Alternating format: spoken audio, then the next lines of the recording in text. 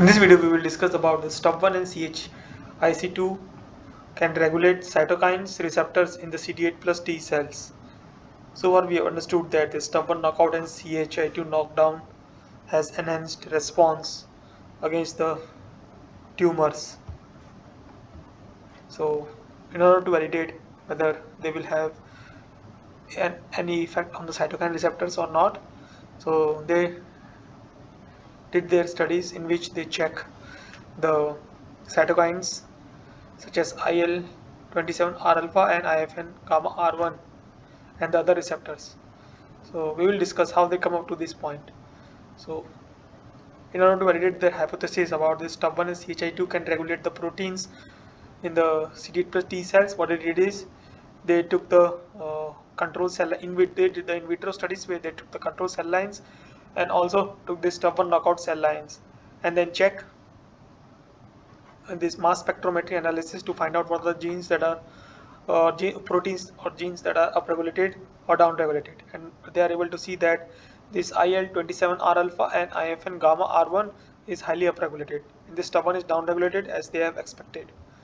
And in the case now, since they see the IL-27R alpha and IFN gamma R1 is highly upregulated, they want to validate these results. So they did the flow cytometry analysis where they see that in the case of both the control knockdown, in the case of both STUB1 knockdown and CHIC2 knockdown, they see a high expression of IFN gamma. The quantifications also shows the same thing. And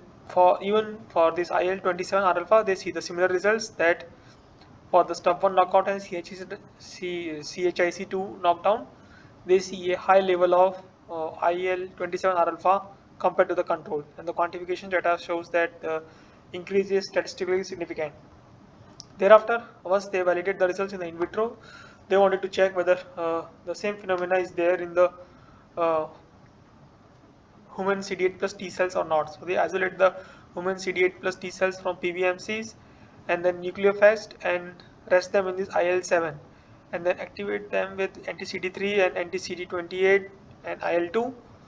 and thereafter they also did the knockout in these CD8 plus T cells that they obtained from the donors, and they use 3 different donors, and they have created STUB1 knockdown and CHIC2 knockdown and then check the IFN gamma R1 levels, and they can see that its level is increased compared to the control, and the quantification data also shows that this increase is statistically significant. And similarly, they have also checked it for IL-27R alpha, and they see the similar results that they have seen in the in vitro studies about IL-27R alpha. Thereafter, they wanted to check the other uh, proteins that are upregulated or not. And so what they did is they wanted to see the relationship between the proteins that are upregulated in the case of STUB1 knockdown and the control knockdown. And when they check these results, they are when they check the relationship, they are able to see that this the increase in the proteins is found to be proportional or proportional in both STUB1 knockdown and the CHIC2 knockdown, as in both the cases most of the proteins that are upregulated are seems to be